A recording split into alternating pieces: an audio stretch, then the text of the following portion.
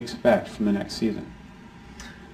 This is, I think each year it's got a lot darker anyway, but this seems to be moving into, I think, adult territory, but still keeping that charm that the show's always had. But as the main characters are becoming adults, it is becoming a lot more serious in its theme.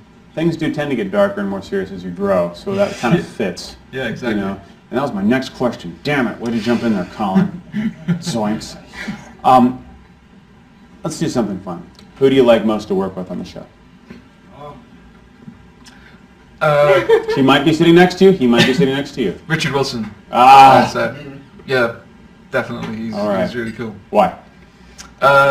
Because he's an absolute legend. He's 75 now, and he's one of the most energetic people on set. Probably, he's just never stops. Would you agree? Or have someone else? My favourite would probably be Tony Head. Just because he's a genius, and working with Tony is like working with no one else. He really buys into the show and the character and the fun of it all, and he makes every day that you're working with him sort of lighter, and you realise how lucky you are to do the job. That is kind of cool. Do you ever have those moments where you're like, look what we're doing? Yeah, all the time. There's some moments where when the clapperboard for Merlin just before they're about to go for a take, and you catch yourself going, Merlin. It's like it's good fun. How's Merlin going to change in this next season? As a character, he's grown up. I mean, the big thing in season 5 to come is that there's a 3-year gap between the last one and this one. So they're swap over. There you go. Thank you, sir. Thank you. Nice to see you guys. Nice to see you. Live. So you literally pulled that from the stone of Mike's back there. Well done. As heaven ordained, that microphone.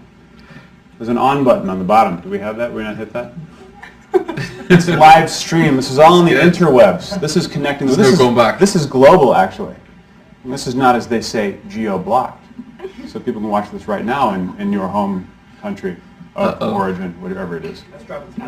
You like that crap? Geo-block. I learned that yesterday. I'm sorry. Jesse, how dare you make him sound good? Let's dive into this. So does Arthur need Merlin more now that he's king?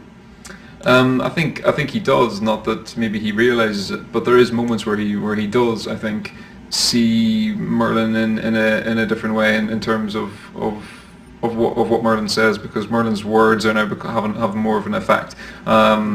As he settles into that role of the wise advisor that we know from legend. So I think Arthur is dependent on him more in a more obvious way. Right on. What can we expect from Morgana next season? I can actually think I give you a spoiler about what has happened to Morgana in the time off. Oh, look at this! I know, I've been told I'm allowed to tell you. Oh, that's not a spoiler. That's just permission. No, it is. It's permission, but you're the only ones who know it so far, so that makes it a spoiler. Okay, shut down the cameras. Okay. Well, 3 years have gone by, and obviously when you left Morgana, you don't imagine that she just lived in a forest for 3 years. What you discover about her is that she has been held captive for 2 of those years by a character that you will get to know later on in the season. And during those 2 years, her need for revenge has moved not just against Arthur, but against everyone. So she's become, I don't want to say crazed, but slightly more determined in her aims. So she, for her, as a character, has gotten a lot older.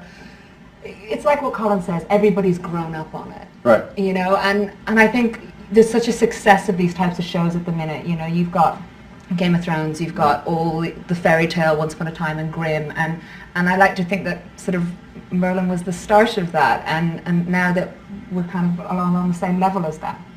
Right on. Will Morgana get some romance now? I don't think she needs it. No? No. Independent? She's an independent woman. Right on. How about that dragon? Which one? Oh, crap. I put you on the spot now. It doesn't say that in your card. No, it doesn't. I'm not going to help you here. I'm just going to let you... Yeah, I don't think there's anything... It's actually true. This is actually the card for Stan Lee. I've been doing this whole thing, just making it up completely. I believe it's the dragon from Aragon. That's the one we're talking about? Yeah, you know, it's amazing cross. Smaug, does that work? Smaug. Is that okay? Is my nerd cred coming back? No. Really? Oh, you're failing. Crash burn. The green one. No. Tiamat. You're talking about my dragon. Yeah. There we go. Athusa. Oh, that's the one I meant. Yeah, who you see as a baby dragon in the last episode of season 4, which obviously you've seen. Yeah. And, you know, have several episodes. It's amazing. Yes, Athusa does make an appearance because you can't tell the story without her. Right on. Seriously, I've watched dozens of downloads. Legally downloaded, right? Yeah, dude. What are you talking about? Isn't that fascinating here? We've had a number of comic book creators in there, and now people talk about downloading comics. Really? Yeah, and there are torrents of comics, which means someone has bought a comic, scanned it, and put it on the internet. So it's a whole brand new, well, it's been going on for a few years now, but it's not brand new, but it's more in the public's eye about licensing for your art. That's literally what's happening in the music industry has now been happening a lot with comic books and books and things, all that. It's a bummer. So yeah. It's difficult for the artist. They put Yeah. effort into that. It's fair. Speaking of artists, we have an artist right here. I know. Yes. And all of our art goes to an auction for the Comic Book Legal Defense Fund. You aware of this charity? What's she been? Yeah, no, I was just told about it before I came in. It sounds amazing. It's really cool. It's First Amendment's Right charity. Helps out a lot of artists for having a really fun. Go check it out. Colin's just left me now. Walk all over.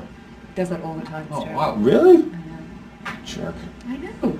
Very pretty, right? And she said this is the... I'm sorry, what's your name again? My name's Raina. Raina, I'm sorry, Raina. I didn't ask earlier because I'm a That's okay. doofus. My backstory work is failing me miserably right now. It's okay. Your name wasn't on the card. He was never going to know it.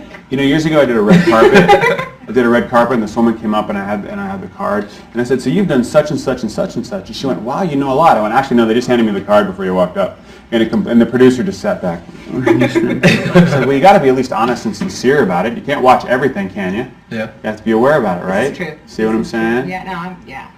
You Tell know. them back there. You have fans come out. Now talk about fan interaction here at Comic-Con for you guys. Well, we just had our first experience of it there. We went to the BBC America stand to do a bit of a signing, and there was loads of people there. We saw two girls dressed as Merlin. What? Which we insisted on getting Merlin in the middle of them, which I think actually the real Merlin in between kind of made their day. Yeah. Did it make your day, Merlin? It was a Merlin sandwich. It was a... Wow. Hey, man. It's always weird because, you know, you do the show in England and, you know, you assume that possibly people will recognise you and be familiar with it in England because it's on BBC.